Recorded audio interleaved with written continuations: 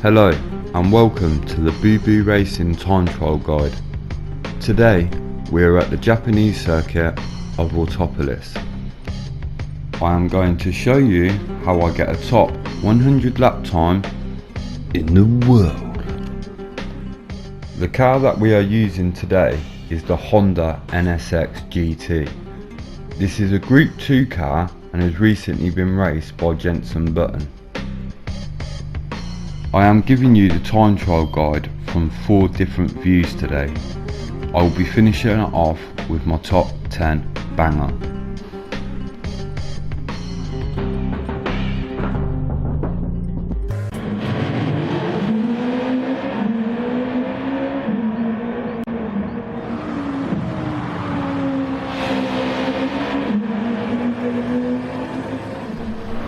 We will start the first lap in chase cam. I used to use the chase cam when I first started playing Gran Turismo, as I really liked being able to see all of the car and everything around me. After a while I moved on to the bonnet cam. This helped me massively with directing the front of the car into the corners and helped feeling the back end a little bit more. The only problem was I really struggled looking at the radar all the time to see where other traffic was when we were in, really close races. So that is why I proceeded to move on to the bumper cam, because it gives me the rear view mirror and I can kind of see what's going on much better than relying on the radar, as I find the radar is very hard to work out where an actual car is. I also find that on chase cam, your attention is really drawn towards the car and what the car is doing, and not the track and what you want to be doing. So that was another factor on why I changed from using the chase cam. Moving on from the view side of things, let's focus a bit more on the Autopolis track. Now what I do find with this circuit is that in these Group 2 cars, the concentration levels are so high that if you're not fully concentrated and focused at all times, you're not going to be able to put in a good lap, and certainly not a consistently good lap. I do find that after doing the 12 lap races here, I am absolutely drained from my concentration levels. The slightest mistake, a little bit offline, you've lost a whole heck of time. As you can see, we've done a 36.5 on the first lap I showed you. We have changed over to the bonnet cam now, and I can show you from this angle the next lap.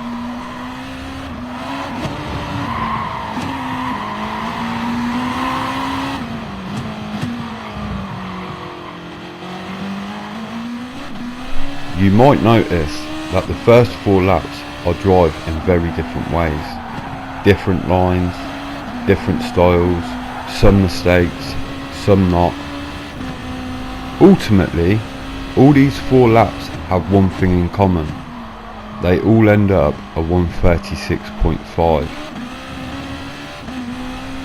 As we come into the final sector of the track, we have to be very delicate with the throttle. The reason for this is that we need to keep the car as stable as possible, smooth, straight, and go as quick as we can through this section.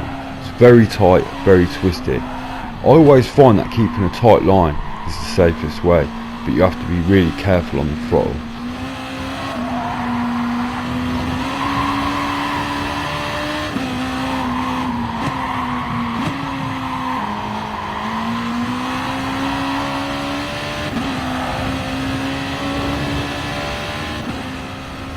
As we come up to the line, there it is, a 36.5 again, and we're going to change to the driver's view cam for this one.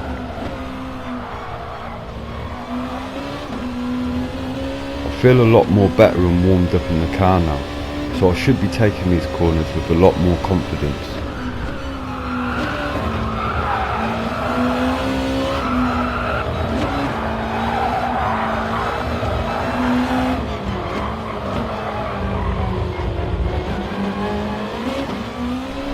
I find these cars really enjoyable to drive.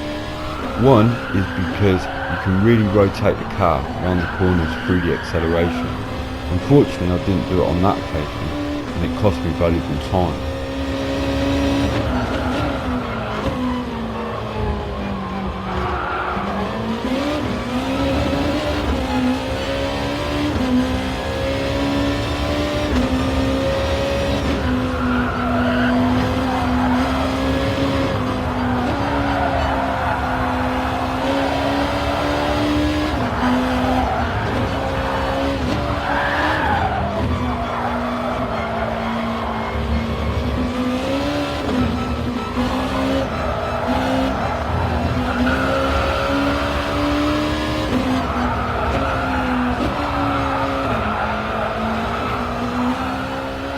So, as we approach the line for the third time, there it is, 36.5. I'm going to change to the driver's view that I use, which is the bumper cam.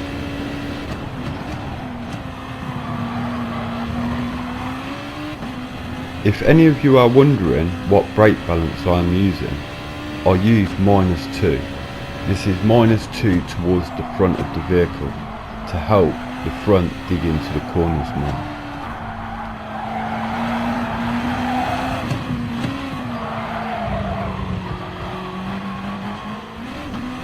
I have not tried this combination with the ABS off, but what I do know is that it will be much more of a challenge than the Audi TT.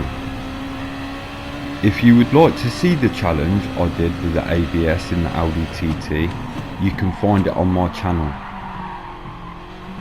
Now as we come out of the hairpin I've really been struggling with, and if anywhere I'm losing a bit of time, it's there and one other place on the circuit, but we'll come to that later in the next lap. Getting all out of shape coming through there, and coming into this section we've done this quite nice last time, so pieces of the puzzle are coming together, and doing a lap is a bit like art. I don't actually watch the replays of the top 10. If I'm ever struggling somewhere, I'll actually go into their replays, go to the end, jot down their sector times, and then that way I can see how far I'm off. If you watch the top 10 too much, you can get thrown away by how they're driving the car. And like I said, it's an art, so you can never ride the same as somebody else, so you're never going to be able to drive the same as somebody else.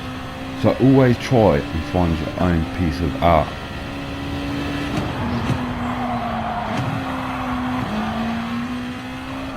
As I'm talking away, my demonstration of Van Gogh this lap isn't going down too well.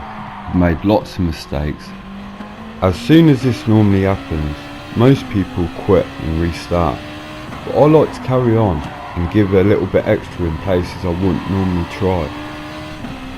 We have just ran 4 consistent laps of a 1:36.5. We need to face the fact that this lap we're not going to hit that target again. So it's all about trying to prepare for the next lap.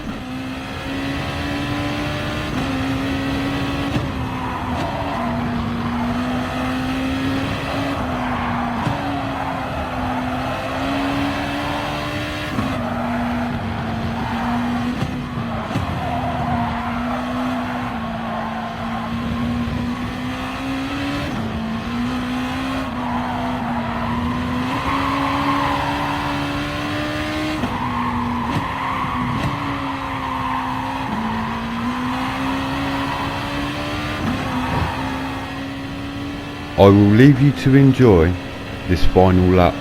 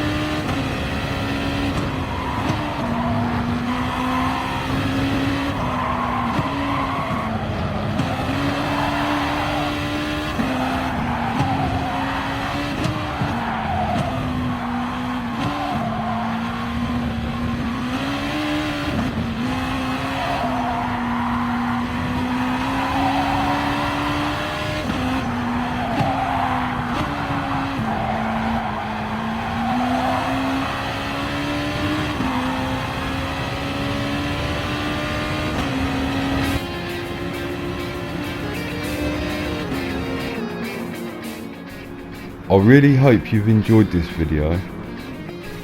We will be off to Brazil next, where we will be racing at the Interlagos circuit in the FIA series for McLaren.